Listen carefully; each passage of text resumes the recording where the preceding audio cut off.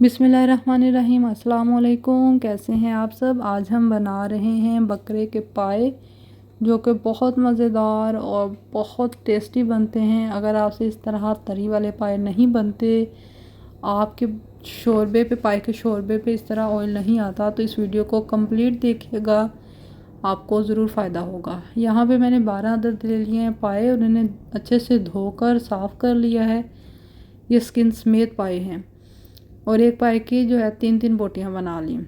सबसे पहले हम इनकी बना लेंगे यखनी, और इनको गिला लेंगे। तो यहाँ पे मैंने कढ़ाई में सबसे पहले डाल दिए हैं पाए, और इसमें डाल देंगे एक अदरक का टुकड़ा,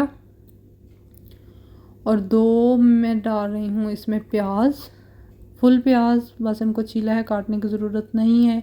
एक छोटा है, एक बड़ा है। अगर आपके पास बड़ा साइज़ का एक है तो आप एक भी डाल सकते हैं। और लहसुन फुल डाला है। अब हम इसमें डालेंगे कुछ मसाले, जिसमें काली मिर्च है, बड़ी इलायची है, कलवंजी है, दालचीनी है, लौंग है, और बादियान का फूल है।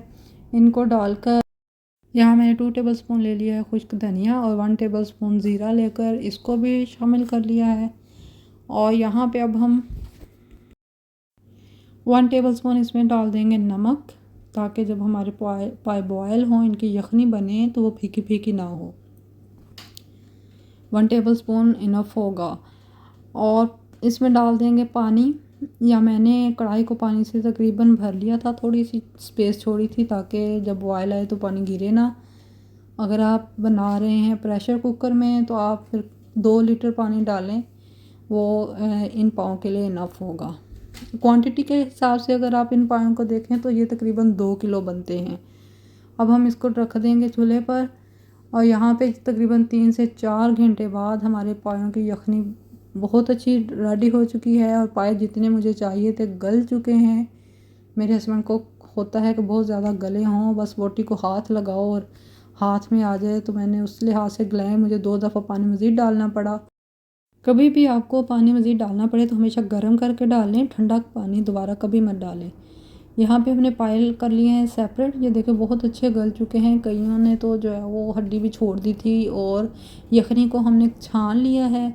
इन सब मसालों का फ्लेवर हमारी यखनी के अंदर आ चुका है। अब यहाँ पे हम बना लेंगे तड़का।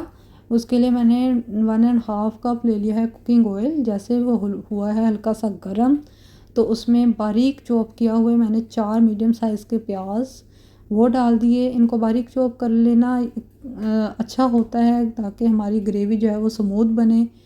आप इसको ब्लेंड भी कर सकते हैं प्याज को।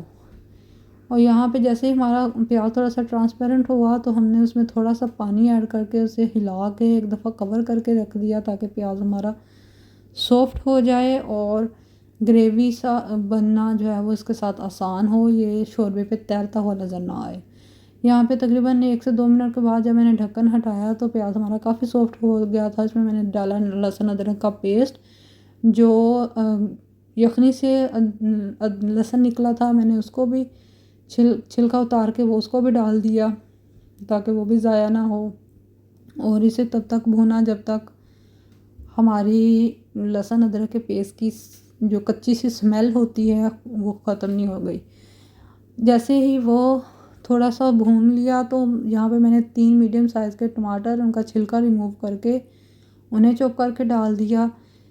और अब हम इन सब चीज़ों का अच्छा सा एक समोसा पेस्ट बना लेंगे, और मीडियम फ्लेम पर इसको पकाएंगे। यहाँ पे देखें जी, थोड़ी देर बाद ही कितना अच्छा समोसा पेस्ट बन गया है। अब हम इसमें ऐड कर देंगे बाकी के मसाले, जो भी स्पाइसेस हमने डालने हैं। यहाँ मैंने आधा खाने का चम्मच कुटी हुई लाल मिर्च, आधा खाने का चम्मच हल्दी, और 1 टीस्पून मैंने कश्मीरी लाल मिर्च, और 1 टेबलस्पून धनिया पाउडर, 1 टेबलस्पून ज़ीरा पाउडर, और हाफ़ टी स्पून जो है नमक ऐड किया, क्योंकि नमक हमने पायों में ऐड करके उनको गिलाया था। अगर आपको लगता है कि वो नमक इनफ है, तो आप इस टाइम पे नमक ऐड मत करें। अब हम इन मसालों को अच्छे से भून लेंगे, ताकि इन सब का फ्लेवर जो है वो ग्रेवी में आ जाए। और यहाँ पे मैंने डाल दी हैं हरी मिर्चें, इसे भी थोड़ी देर भून लेंगे मसालों के साथ। देखिए हमारे मसालों की ग्रेवी जो है वो कितनी अच्छी तैयार हो चुकी है, स्मूथ सी। अब ये बिल्कुल भी शोरबे पे आपको कोई भी चीज़ तैरती नज़र नहीं आएगी। इस टाइम पे हम इसमें ऐड कर देंगे पाए और इन्हें हल्के हाथों से मिक्स करेंगे, ताकि बिल्कुल इस तरह ना हो कि सारे पायों की हड्डियाँ सेपरेट हो जाएं और उनकी स्किन सेपरेट हो जाए। तो हल्के हाथों से मिक्स करेंगे और तकरीबन 10 से 15 मिनट मीडियम फ्लेम पर इसको भून लेंगे, ताकि मसालों का फ्लेवर सारे पायों में आ जाए। और अगर ज़रूरत हो तो आप दोनों हाथों से दोनों साइडों से पकड़ के हिलाएं, चम्मच से मत हिलाएं। लीजिए 10 से 15 मिनट के बाद मैंने इसमें ऐड कर दी है यखनी। यखनी को हमें बहुत ज़्यादा पकाने की ज़रूरत नहीं है, क्योंकि हमारी यखनी ऑलरेडी पकी हुई है। उधर से हमारे पाए जो है वो भी तकरीबन पके हुए हैं, तो ये 1 से 2 मिनट हम इसको पकाएंगे। लेकिन अगर आप अपना शोरबा ज़रा थिक रखना चाहते हैं तो आप इसको थोड़ी देर मज़ीद पका लें, लेकिन आप इसे बहुत ज़्यादा एहतियात के साथ मिक्स करते जाएं। अब हम इसे कवर करके रख देंगे तकरीबन 2 से 3 मिनट। और ये लीजिए फिर मैंने इसमें डाल दिया धनिया और नीचे से फ्लेम कर दी बंद। हमारा पाए बिल्कुल रेडी हैं, बहुत टेस्टी बने हैं, बहुत लजीज बने हैं। आप इस रेसिपी को ज़रूर ट्राई कीजिएगा। वीडियो कैसी लगी ज़रूर बताइएगा। वीडियो को लाइक शेयर और कमेंट ज़रूर कीजिएगा।